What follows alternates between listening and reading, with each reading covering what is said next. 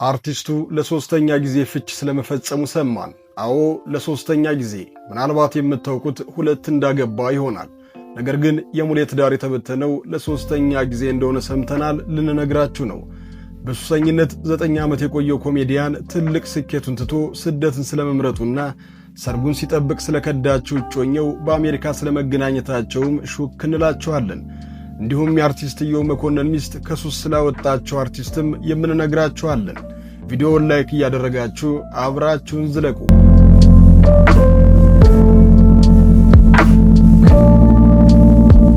በቅርቡ ለሶስተኛ ጊዜ አንቺን በመንገድሽ እኔም በመንገዴ በማለት ፍች መፈጸሙ ብዙዎችን እያነጋገረ ይገኛል። በፊልም ጽሑፍ፣ ትወናና ዳይሬክቲንግ የሚደርስበት እንደሌለ ይነገራል።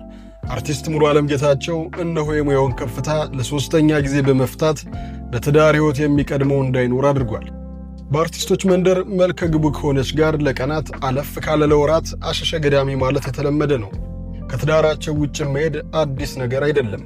አርቲስት ሙሉዓለም በትዳሩ የሚማግጥ አይደለም። አይኑ ያረፈባት ቆንጆ በቅንጡ ሬስቶራንት ጋብዞ አበባና ውድ ስጦታ አበርክቶ በታገቢኛለሽ ጥያቄ ነገሩን ይቋጨዋል። የታገቢኛለሽ ጥያቄው መልስ ለቅንጡ ሰርግ አሸጋግሮት በትልልቅ ሆቴሎች የሙሌ ሰርግ ከአንዴም 3 ለማየት እድሉ ገጥሞናል። ሰርግና ሞት አንዴ ነው ሙሌ ጋር የማይሰራ አባባል ነው። ከመጀመሪያ ቤቱ መፍረስ በኋላ ጥቂት እንኳን የብቸኝነት ጊዜ ሳያሳልፍ የእንጀራ ጠርዝ የሚቆርጣት የምትመስል ቆንጆ ጋር መታየት ጀመረ። በእርግጥ የመጀመሪያ ሚስቱ ኤፍሬም ተጠቧላ መላክ ባንቺ ላይ ያለላት አይነት ሴት ነበረች። በመሃላቸው የገባው ንፋስ ሳይታወቅ መፋታታቸው ተሰማ። ሙሌም ከሁለተኛው ፍቅረኛው ጋር መታየት ጀመረ። እጮኝነታቸው እንደ ድሃ ቀብር ፈጥኖ ሰርጉ መደገስ ጀመረ። ያው ጨሳ ዋራው ጨሰ የሚባልለት ሰርግ ነበር። ሙሌ ከመጀመሪያው ትዳሩ የልጅ አባት የመሆን ዕድል አላገኘም ነበርና ሁለተኛ ጎጆ መቀለሱ አባትነት እንዲያይ በትዳሩ እንዲጸና ያደርገዋል ተብሎ በእንኳን ደስ አለህ መልእክት ተጥለቀለቀ። የሃኒሞን ጊዜያቸው ባለቀ በጥቂት ጊዜ ውስጥ የነ ሙሌ ቤት ንፋስ ገባው። ወሬ በየቦታው ይዛመት ጀመር። በኋላም አኒቨርሰሪያቸውን ሳያከብሩ አዲሷ ሙሽሪትም ያጥሮፋት ትስማሽ ሳይደገስላት ጨዋታው ፈረሰውንና ነገሩ በፍቺ ተደመደመ።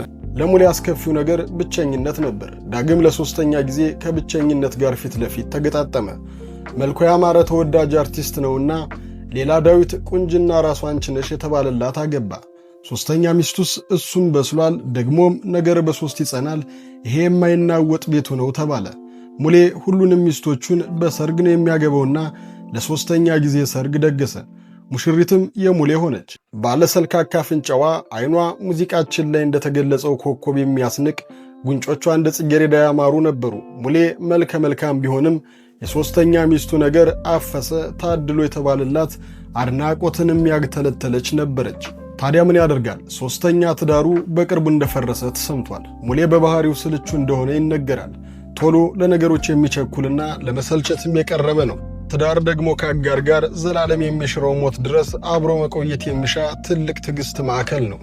በስልቹነቱ ምክንያት ቤቶች መፍረሳቸው የአደባባይ ሐቅ ቢሆንም በተዘዋዋሪ ደግሞ ከሶስቱም ትዳሩ የአብራኩ ክፋይ አለማግኘቱን ከመካንነት ጋር በተያያዘ ሊሆን እንደሚችል ግምታቸውን ያስቀምጡ ብዙዎች ናቸው። በአሁኑ ሰዓት ከሌላ መልኳ እንደ ፀሐይ ከሚያበራ ሴት ጋር አውሮፓ በመዝናናት ላይ እንዳለና በሴት አርቲስቶቻችን የለመድነው ከፍች በኋላ ራስን የመንከባከብና የመዝናናት ተግባር ተቀላቅሏል።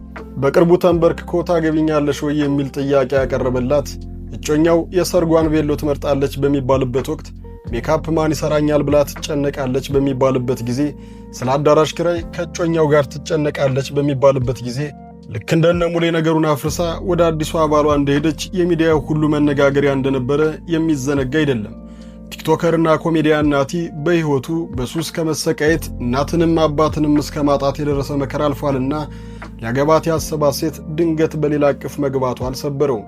የናቲ ቀድሞ እጮኛ በወጣቱ ዘንድ እንደ ገነት ለምትታየው አሜሪካ ለመጓዝ ናቲን እንደተወችው ሲታወቅ ብዙዎችን ለሁለት የተከፈለ ሐሳብ አሰጥቷል። በአንድ በኩል አሜሪካ እኮ ናት፣ ደግ አደረገች፣ የእሷንም የቤተሰቧንም ሕይወት ትለውጥ ሲባል፣ በሌላ በኩል ናቲ የሚጣጣር ጎበዝ ልጅ ነውና ከአሜሪካ አስበልጦ በፍቅር ያኖራት ነበር ሲሉ ድርጊቷን የተቹ ብዙዎች ነበሩ። ናቲ እጮኛውን ካጣ በኋላ የተለያዩ የጉዞ ዕድል ያገኘ ሲሆን ተመልሶ ወደ ሀገሩ ሲመጣ ነበር የሚታወቀው። በተለይ ከምቿ የአውሮፓ ሀገር አየርላንድ ሲመለስ ምን ነክቶት ነው ያላለው አልነበረም። ከሳምንት በፊት ራሱ ፕሮፖዛል ሰርቶ ካሰናደው ከአራዳ ቅዳሜ ሽኝት ፕሮግራም የተዘጋጀለት ሲሆን በአሁኑ ናቲ እንደማይመለስ አስታውቋል። በማህበራዊ ሚዲያም አሜሪካ ለመግባት ብላ ሌላ አግብታ ስለተወችው እጮኛው ትልቅ መነጋገሪያ ሆኗል። በተለይ የሀበሻ ማህበረሰብ እንደ ዋሽንግተን፣ ቨርጂኒያ በብዛት መኖራቸው ተከትሎ ሁለቱም ቢገናኙ ምን ሊፈጠር ይችላል የሚሉ ሐሳቦች በማህበራዊ ሚዲያው ሲዘዋወር ታዝበናል። ሲገናኙ ምን ይፈጠር ይሆን ከሚለው ሐሳብ ባልተናነሰ ፍቅር መያዝ ሁሌ አሸናፊ እንደሚያደርግ፣ አብሮ ብትሆን ኑሮ የሚወዳት ባሏ ከጎኗ አርጋ ትጓዝ ነበር የሚሉ ሐሳቦችንም ታዝበናል። ናቲ በተደጋጋሚ በሕይወቱ የኢዮብ ሚስት ሲያመሰግናት ሕይወቱ ለመለወጡም የእሷ ድርሻ ከፍተኛ መሆኑን ይናገራል።